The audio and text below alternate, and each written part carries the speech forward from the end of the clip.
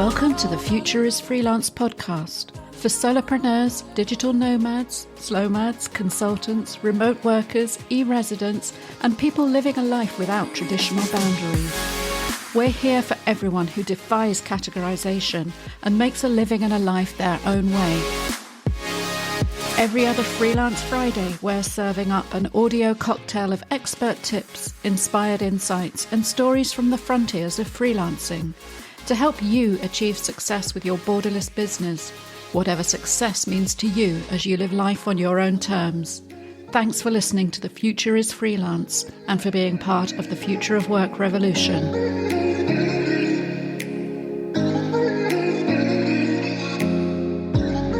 Hello, Future is Freelance listeners. And I've got a really interesting conversation to share with you today that's all about voice.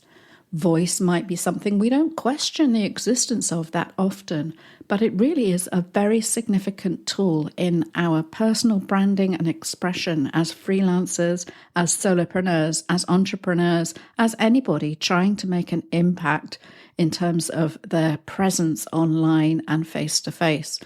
Now, it's quite ironic, actually, because I had to reschedule this recording with my guest, Derek, from a few weeks ago because I had the bizarre experience of completely losing my voice.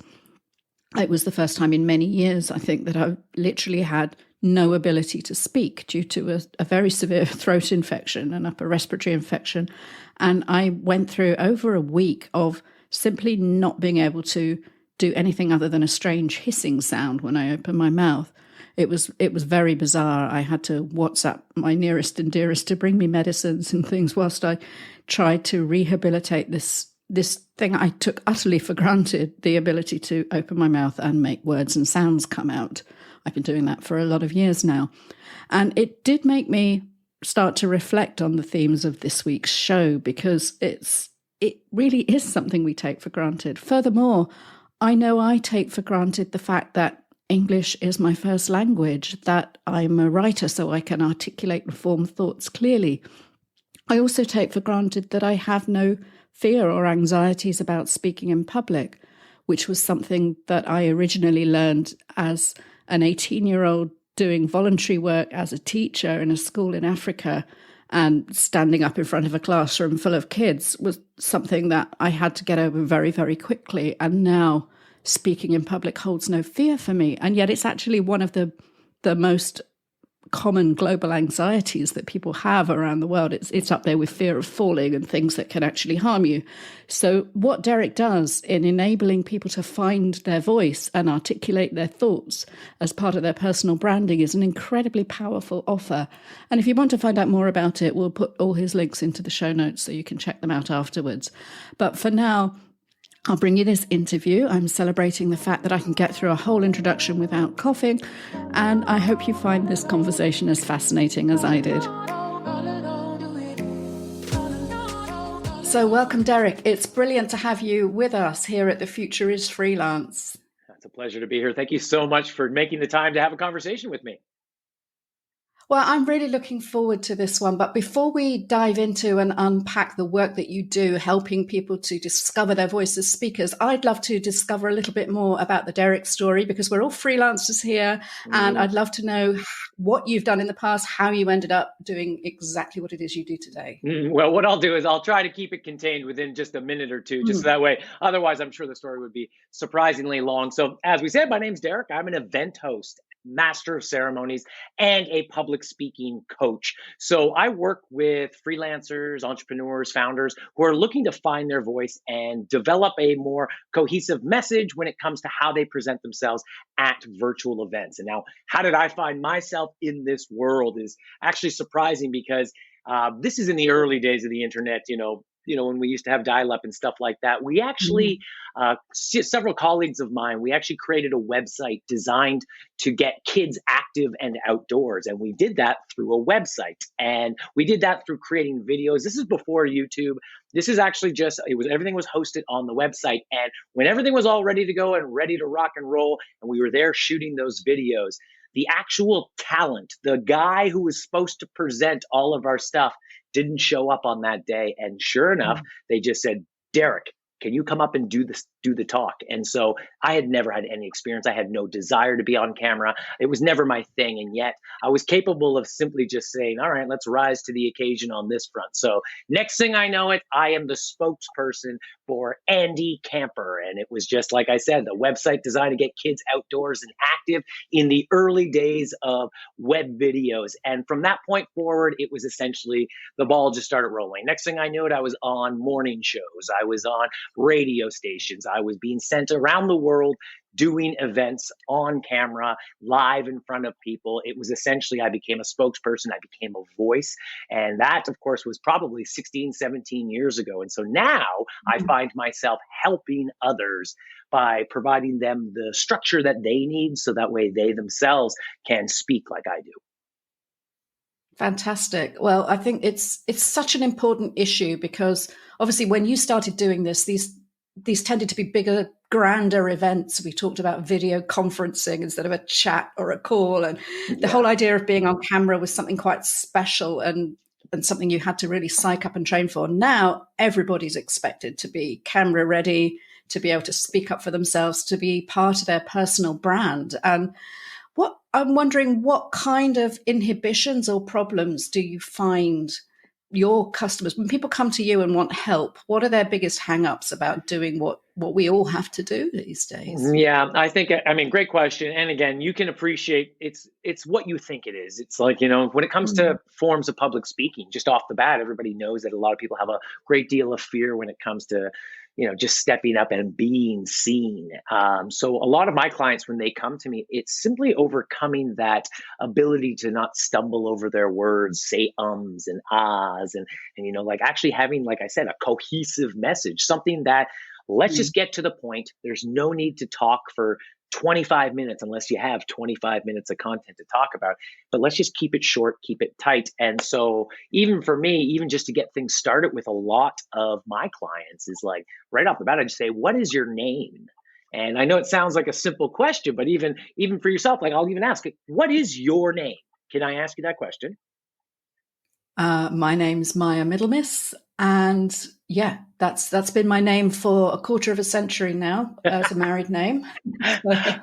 Very good. No, and you're on the right track. It's exactly that. And again, I did put you on the spot there, so I don't expect you to have the correct answer. Essentially, it was like, and it was the correct answer. That is your name. But a lot of people will just say like, yeah. Some people will come in and they'll just say, well, hi, I'm Tony.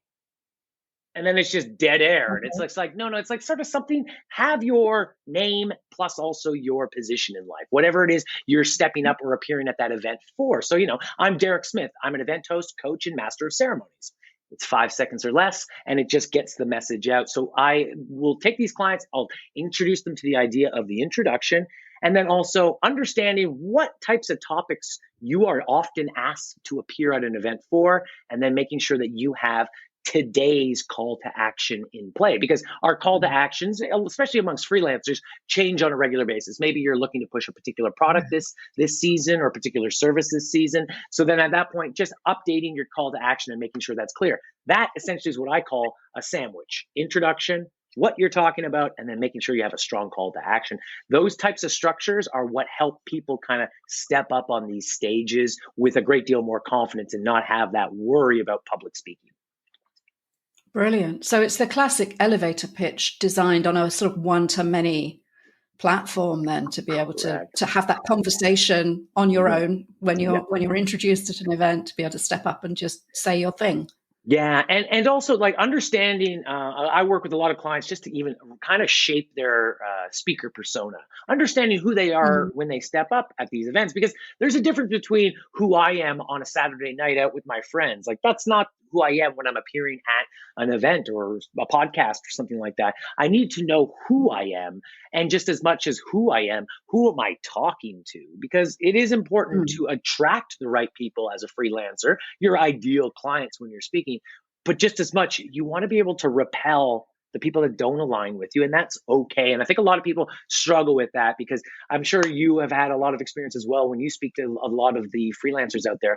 it's almost as if everyone's trying to appease everybody. And I like to encourage people within their speaker persona, when they define it, to also decide who your audience is and make sure that you are just locking in your niche, so that way you can repel the people that it doesn't apply to, you know?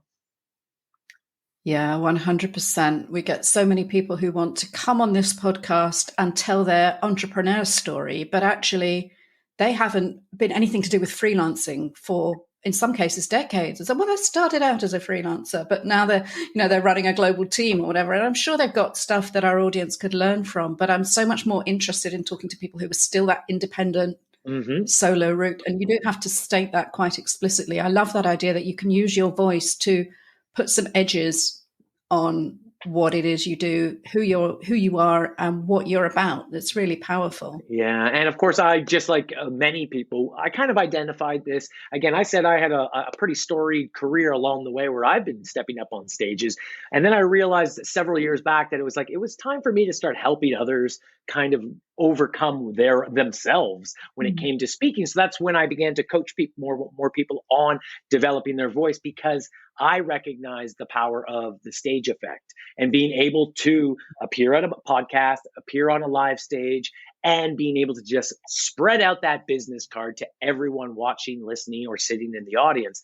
And I mean, again, that stage effect is it's invaluable to freelancers, entrepreneurs, because now is an opportunity where you can quite literally sit in your office, have a conversation with someone, and get heard and seen by many people. And so I'm happy that I get to help people with that. Yeah, it's brilliant, because in the freelance space, that's really like a missing element. If you worked in a corporation, they'd have a PR agency who would do camera training with somebody who was going to be a high profile representative of that organization. Whereas with freelancers, there's you might well be working in a very asynchronous, private way where you don't even speak that often to your clients on a one-to-one basis. And suddenly there's this idea. The first time I got invited to speak publicly many years ago now was after publishing a book. And you couldn't get two more different experiences from the incredibly introverted, silent process of writing a book. Why would anybody think once you've done that you'd be good at talking about it? Absolutely. I had nothing to help you bridge that gap. Yeah, that's true. And, I found maybe even during I guess maybe 2021, 2022, last year, even up until recently, I have had a lot of people finding themselves coming from the world of Web3, crypto, blockchain.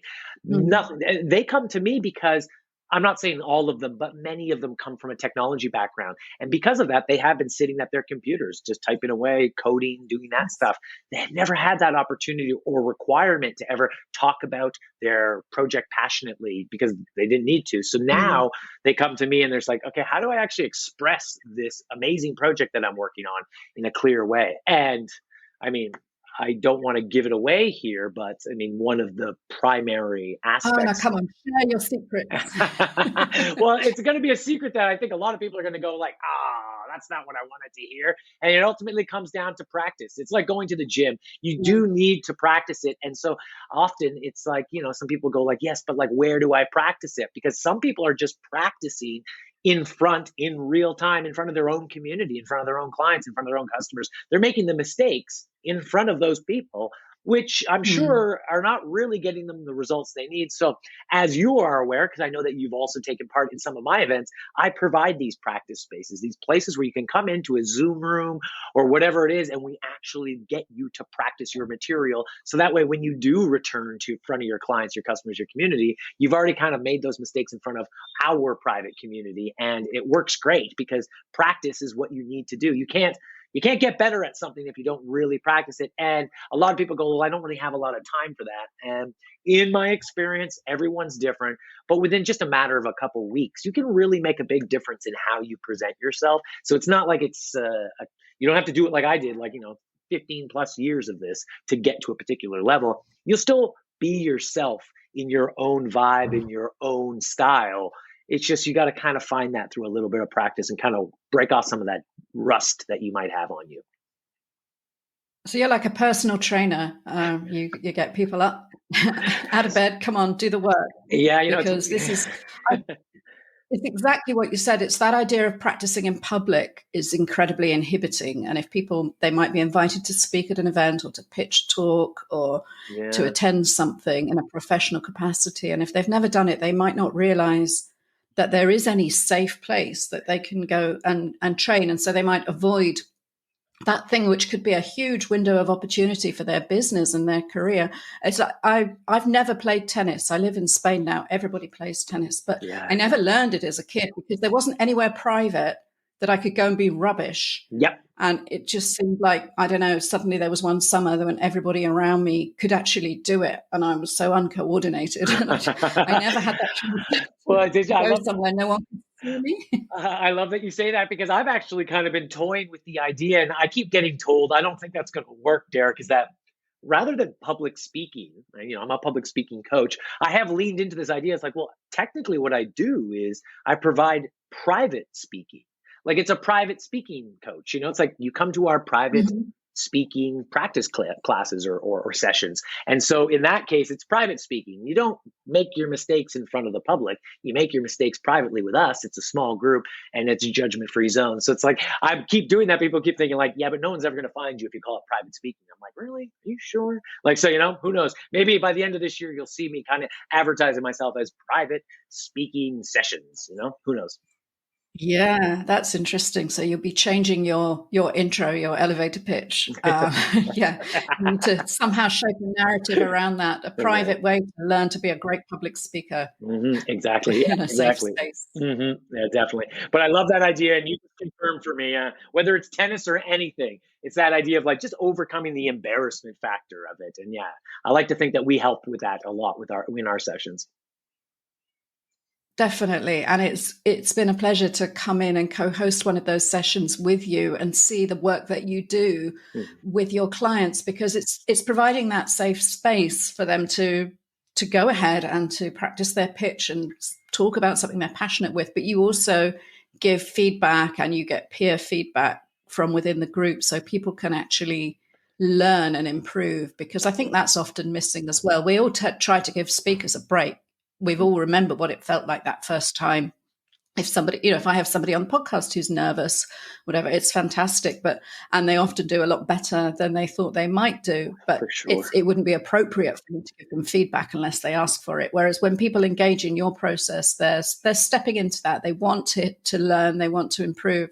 It's a really generative process. I think that's what Yeah. struck me about it. That's right. And as you said, like I try to keep it as simple as possible. When I provide my sessions, it's an opportunity for people to come up. Everybody at this particular session that we're speaking about gets 2 to 5 minutes to perform anything they want, speak about anything they want, and then we just give them hot or cold feedback. So I mean, what was hot? What did you really like about it? What was cold? What could you improve on? And between you and I, one of the most fulfilling aspects of my role is that over the years, I've begun to watch, even in, like I said, short periods of time, people go from very nervous, not very confident, barely understandable when they speak, to just even a month later, maybe even 2 months later, suddenly like they show up and they are like in your face and they're engaging with the audience. And you're just like, wow, like it really works. All you got to do is break off some of that rust and do a little bit of practice. Next thing you know, you can become a really strong speaker. Fantastic. And you feel such pride watching that.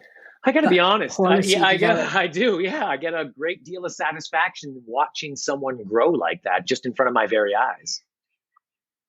Yeah, well, you've given them a skill which will benefit their career for life. I mean, how long, in terms of people working with you and going through that process, what's a typical engagement like? How long would you work with somebody before it's like, right, That's right. You've Yeah. learned all I can teach you.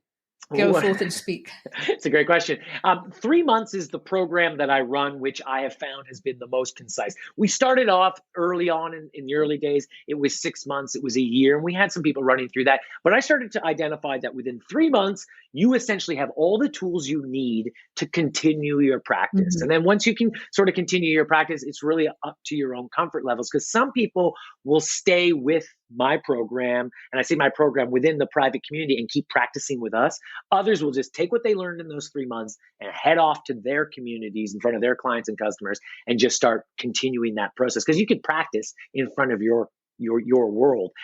So generally 3 months, to answer your question, is what I believe is a good time for you to be able to develop that structure, that understanding. And then, like I was saying earlier, really kind of shape your speaker persona to understand who you are as a speaker, because it just requires a little bit of pulling that information out of you, like just deciding, okay, in 2023, who do you want to be when you speak, And so it's just like, I used to call myself this, but I think this is where I want to head. Okay, well, let's start talking about that stuff you want to head towards, not focusing so much on the fact that you have a PhD and that's not something you're doing anymore. And like, some people kind of hold on to their laurels. I know even for myself, I'm guilty of it as well. I went to universities and colleges for communications and public relations. And for years, I held on to those titles as though those were what I am. That's what I am. It's like, get over yourself, man. It's like, that's your education. That's not what you are. That's not what you're doing. So the question then becomes, who are you as who's your persona? Who are you when you show up to support others? And so that's ultimately, as I became an event host and a master of ceremonies and a public speaking coach, I realized, oh yeah, the public relations and the communications part are the skills I have. However, they're not necessarily my persona. Yeah, and it's not what you're offering to the world now. Your story is about what you can do and what you're bringing to the table now to somebody's event or their career development. It's so fascinating because I feel like the role of video, whether it's live streamed or recorded, it's changed so much in the last couple of years. When I remember doing work with remote teams back in the day, when we actually talked about people transitioning to remote as something which was a change management process, which they would plan and pilot with teams before everything changed in March 2020. And a lot of the work we did then was about turning your camera on and just being comfortable with the kind of conversations that we're having now. Do you feel it's really shifted in your work that people have just got over themselves about webcams? Do you still need to do that bit of the work and focus on the message, or is there still a level of discomfort with this staring at a little lit up dot on the top of your monitor? No, I think that's a great question. Yeah, and again, I haven't actually really ever reflected on it, but I think you're absolutely right. Just in the last couple of years, in the early days of my coaching, it really started out, and it was no joke. It was like, and you've seen this with some of your friends when you've had calls where, they're right up on the lens, you're looking up their nose or something. It's like, step back, frame your shoulders, eye contact with the lens. And I feel as though now, come this year, like in the last maybe year and a half, I've noticed that some people show up and they show up correctly now. They didn't used to show up correctly. And now it's like, so that generally was number one on my list. It's like, okay, step one, eye contact with the lens, do that. And, there was a little bit of a learning curve for people to go like, I know, but I kind of sometimes like to look, like, it's like, yeah, but just as long as you look me back in the eye directly at the lens, that goes a long way. And I think a lot of people have begun to figure that out as like, okay, this is what I need to do. Because this back in 2020, even 2021, people were still struggling to kind of show up, like normal people at these events or at these activities that we were doing. So yeah, they figured it out, I guess is what it is. Yeah, it's so interesting that hopefully, that's something that we're not going to go backwards on now. We're not going to return to this world where people are too shy to put their webcam on, or they know how they feel about it. They hopefully know I've been working remotely for 23 years now, which makes me sound incredibly old, which I am. And that included hiring for remote teams back when it was a really big deal. And you had absolutely no idea how somebody would show up. We always did the first round interviews on webcam because that's how they would be speaking to clients. And it would be part of the process just to see how on earth they showed up, whether that was, the camera up the nose or the witness protection lighting or the, in front of their laundry hanging up behind them, sitting on their bed or totally. Hopefully now we've reached a point where we're over that. Yeah, well, it's funny. It wasn't, it was less than 6 months ago. I had we'll call him a colleague. He contacted me. He said, hey, I need a little bit of help with my public speaking. And I said, yeah, I'd be glad to help you. No problem. He goes, well, listen, this afternoon, I got an event. Maybe you should come to the event, see how I perform. And then after that, we can have a conversation. I said, yeah, that would be great. I'd be happy to do that. So I showed up to this event. And honestly, I've never seen anything like it. We're 20 minutes into the event. He picked up a cigarette, lit it, and then continued the session. Now, I'm not here to judge whether or not you're smoking cigarettes in your private life, but it's like, let's not smoke on camera. Maybe that should be like kind of a baseline rule, because it just looked super unprofessional. He was kind of camera up the nose, smoking, and he was leading the event. And it just made me realize, you know what? It's not that what he's doing is unanimously wrong if that's what your audience accepts, but like I was there and I looked around the room and I could tell that these people were not all vibing with that concept or that idea of just being able to smoke on camera while you're hosting an event. So to me, it was kind of like, okay, there's still plenty of education out there for some people. So That's, yeah, I haven't come across that one in a while. That's quite an unexpected. I mean, I think what we all loved about COVID was these little windows into people's private homes and lives and so on, but you still need, clearly, you still need to educate people to curate that just a tiny bit. Yeah, that's it. Decide what you want to reveal. I like the idea. I like the idea of kind of like when I appear at an event, virtual event specifically, anything online, a podcast interview, whatever the case may be, I put on shoes. Someone even taught me this trick a few years ago. It's like I put on a little bit of cologne so that way I can smell like in here, smell nice. It's just like I'm ready to go. Like I'm at an event, I'm doing something right now. It's not necessarily rolling out of bed, wearing my pajama bottoms, you know what I mean? And like, whatever. It's like get into the position, like get into the role. And I find that goes a long way. It just makes everything a little bit more higher quality. You can see it in the performance of the people. Definitely. And I suppose those are the kind of tricks that people might need to just take on board to raise their game up that one notch extra, particularly when you're in a one-to-many event speaking situation as opposed to a Zoom meeting with your team that you all know that everybody's got their flip-flops on under the desk and it kind of doesn't matter. That's the vibe. Maybe you can even light up if that's your thing. I mean, I'm interested in your thoughts about the event space generally going forward. Obviously, we're now in this post-COVID world, or so we like to tell ourselves. I'm not convinced about that. But in terms of gatherings, people coming together for events, we've got very good now at the virtual event space, and most things were replicated in one way or another.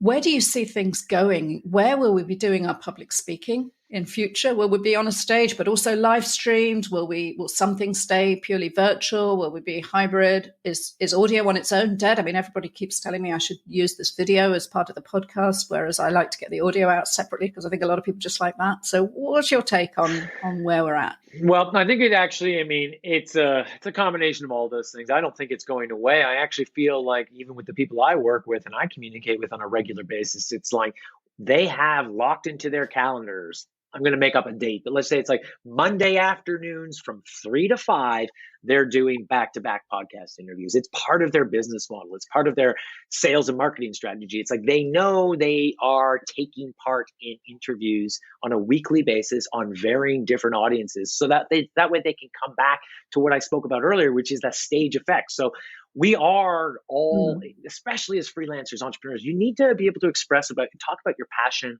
so that way more ears can hear about it. Now, I say ears because it doesn't have to be audio. In fact, that's why my whole ethos is about speaking. Yes, it's important to make eye contact. It's important to square your shoulders. However, it's really what you're saying that matters most, because a lot of people are listening to what you're talking about. They're not watching the podcast video. They're washing the dishes. They're folding the laundry, but they're listening to what you're saying. So it's really important to get that speaking out there. So where are we going in the future? I believe you've seen it. I've seen it. We've all found our initial resurgence to return to the world, go take part in live events, because for a long time, we didn't get to see people for a while. That's starting to even out now a little bit. And we're kind of finding our way back to a combination of live and virtual events, but even more virtual events now than ever, because there are a lot more outlets and a lot more places for you to talk about your business, broadcast your message to more people virtually. And so I think it's more and more virtual than ever, because now we have opened that door for getting our messages out. So I'm even being told Clubhouse is still booming. Like, I remember Clubhouse during 2020 was when it first got started. we were all playing around with it. It was great. And now, of course, we now see Twitter Spaces. We now see LinkedIn audio. So it's like these audio events are a hugely popular thing too. So making sure you're speaking and your message is clear, that's where people are spending a lot of time. Now, the video events, as you know, when I'm saying virtual events is what I operate in, it's also those meetings that you have with your team or whatever. Anytime you're on Mm. video, on camera, in a sales meeting, on your Friday, everybody gathers and gets together. How are you going to be different than the average person in those rooms? How do you stand out amongst the crowd?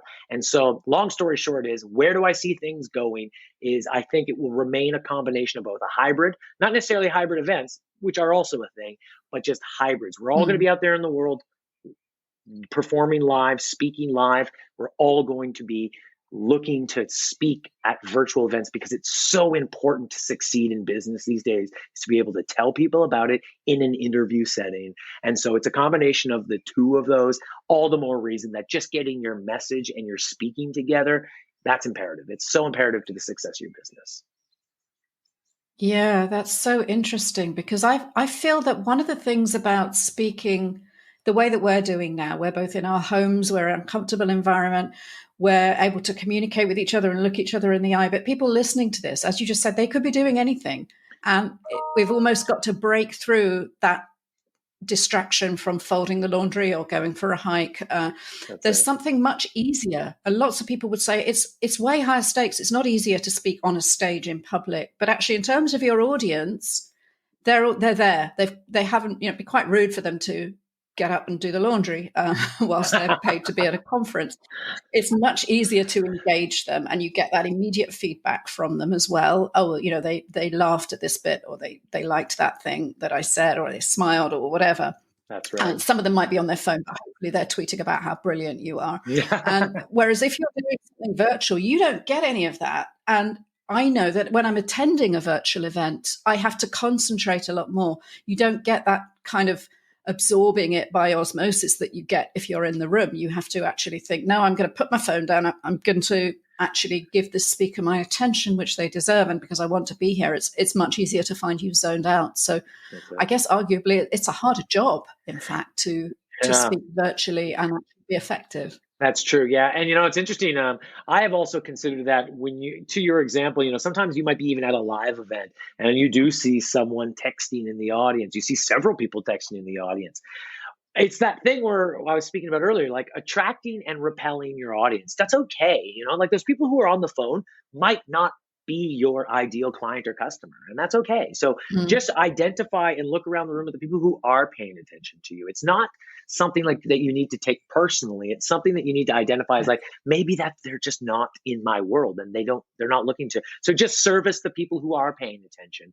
And then again, the same goes for the virtual events. You've seen a lot of people who almost forget that their camera is on, when they're like, they're yawning. It's like, come on, man, like we can see you. So it's like, when you see that even at a virtual event, you just got to recognize that sometimes maybe they're just not your ideal client or customer. Don't focus on them. Focus on those people who are still giving you your attention and engage with them the most. That's very true. And I think, I don't know if this is a COVID thing or a generational thing. There was something on the UK news recently about people being thrown out of theatres because they've forgotten that you're not supposed to sing along and turn it into a karaoke show. That people have forgotten how to pay attention publicly. Oh, yeah. I don't know, as mother of Gen Z daughters, and I know that the thought of them actually looking me in the eye for the duration of an entire conversation, that's above and beyond anything I can expect. In fact, I'd better just WhatsApp them if it's important. So I don't know if that's a cultural thing that we have to. I'm sure it's an issue for some of the customers that you work with to get over that idea that people aren't paying attention. Yeah, well, I mean, I think this is rude. It's something, of course. Oh, I don't mean to cut you off. I think it's like, I think that's something that's been going on for generations, where eye contact is something that people tend to struggle. Not all people, but some people struggle with the eye contact element of it. And I gotta also push my clients to let them know, like, you need to get over it. Like, it's the difference between being able to look somebody in the eye. If you think you're going to make a sale or be able to engage with your message with anyone, you're going to need to look that person in the eye. It's just it's a 100% necessary piece of the puzzle. Absolutely. And yeah, I'm sure that, I mean, there are so many components as well, I suppose, culturally too, given that in the virtual world, we're in a global setting. Yeah, I know that you're excitingly off to India very soon, and there might be people who don't want to make that eye contact with you because it might not be seen as a respectful way to engage and so on. So there's all those different factors we have to take on board when we're operating in the virtual space that we might never have encountered culturally before. But that's what keeps it interesting, right? That's it. And I appreciate you mentioning that, because I will find out. As you mentioned, I'll be going to India shortly for about a month's time. And what I'm going to do is I'm headed there to speak with entrepreneurs, freelancers, also some students who are looking to find a global audience. So it's going to be teaching a lot of things that I've already been teaching my global audience, but bringing it to India so that way they can understand what some of our global cultural, choices have been when it comes to how we engage with one another, things that are appropriate and things that are inappropriate when it comes to how we engage with one another. It's kind of a global country that we have going on. One country, it's kind of like, we'll call it, Zoom country, and that's where we live, and so there are certain rules and regulations that you could follow to at least engage better. Nothing's right or wrong, but if you're going to light up a cigarette, it's probably going to be wrong, you think, no matter where you are. It doesn't look good. So yeah. Yes, that's true.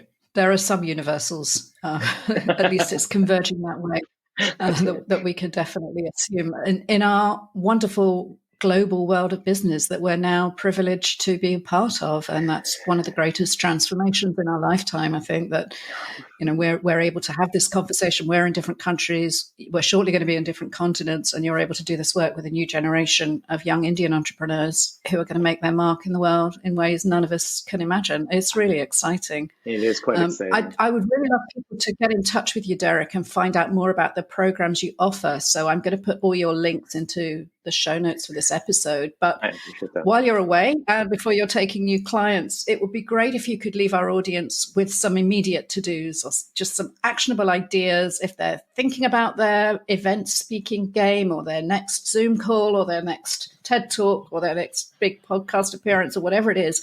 What are some things that people can be aware of today and just think about to up their game a notch? Yeah, no, that's fair. I'll give you 3 tips that you can use. One, we've already covered.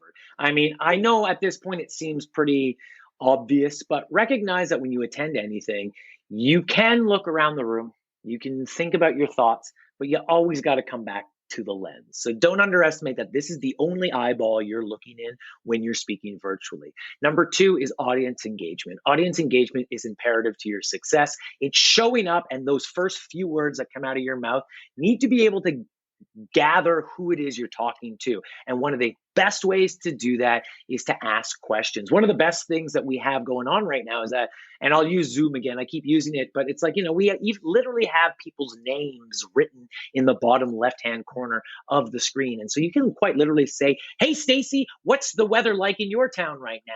And then they can respond and you can engage with them. So don't underestimate asking questions to get audience engagement and understand who it is you're talking to. And 3, and the final one is also understanding the value, and please recognize how important this is, but time management. It's one of those things where you get invited to a virtual event that's advertised as 30 minutes and 45 minutes later we're still going. I'm sorry, that's not okay. I'm at my desk, I'm working right now, so please let me get back to work. But it's not just simply that. That's an event element, but it can also, time management's leveraged also in just your sentences. So you can say something like, hi, I'm Derek Smith. I'm an event host, coach, and master of ceremonies. And in the next minute, I'm going to explain to you why public speaking is imperative to the success of your business in any virtual setting, ... But of course, I keep it within that minute. So that way the audience understands, okay, I just have to listen to this for a minute and hear what this guy's talking about. And so those are the 3 things. Again, eye contact, audience engagement, and time management. If you can incorporate those in just sort of any of your next set of speakings right from the get-go, you're going to get a lot more engagement from your audience. So something to keep in mind. Now, I'll just leave you with this as well, as like, as mentioned, of course, I provide one-on-one coaching in a 3-month program, but I also provide online courses, video coaching courses where you can sort of take it on yourself. I've actually packaged a really clever set of fun little activities you can do, including developing your persona. It takes less than an hour and a half to go through the video footage, and then you can just get a pen and paper and map it out yourself. It'll have a lot of tips and tricks that you can start using when you're taking part in virtual events, and then also understanding, who am I in these things? And then again, as I've said time and time again, the most important piece of the puzzle is that you actually practice what it is you're preaching. And of course, I offer practice spaces in case anyone is interested in taking part in those. Fantastic. Well, we'll make sure that all the links for that go into the show notes for this episode. And I'll give you one more call to action. One more way you can practice is on the futureisfreelance.xyz website. We now have a voicemail facility. So if you want to practice your snappy soundbite, your introduction to yourself, then please, send us a message as well. Don't just I love that. say, I love that. I'm Derek and I'm do this, but drop us a voice note. Maybe we'll incorporate that into a future episode of The Future is Freelance, because it's all about the voice. It's all about how you present yourself. And Derek, this has been absolutely fascinating. I think we've left people with a lot of value, whatever their freelance activity is. Thanks so much for joining us. I appreciate you having me. And of course, for any of your listeners or viewers, don't hesitate to book a call with me. The links, like we said, are down below, so you can check that out. And I'll be glad to support anyone in trying to get their message out, so that way their passion can be heard from as many people as possible. So thanks again for having me. Great pleasure. Thank you for listening to the Future is Freelance podcast. We appreciate your time and attention in a busy world and your busy life. If you enjoyed this episode, please share it with a fellow freelancer. Help us grow this movement of independent entrepreneurs. If you rate and review The Future is Freelance in whatever app you're listening to this right now, or over at futureisfreelance.xyz, then that will help spread the word and help us reach more people who need to hear this message and join the conversation. Together, we can change the world and make sure the future is freelance. This is Maya Middlemiss wishing you success and happiness in your enterprise until our next episode.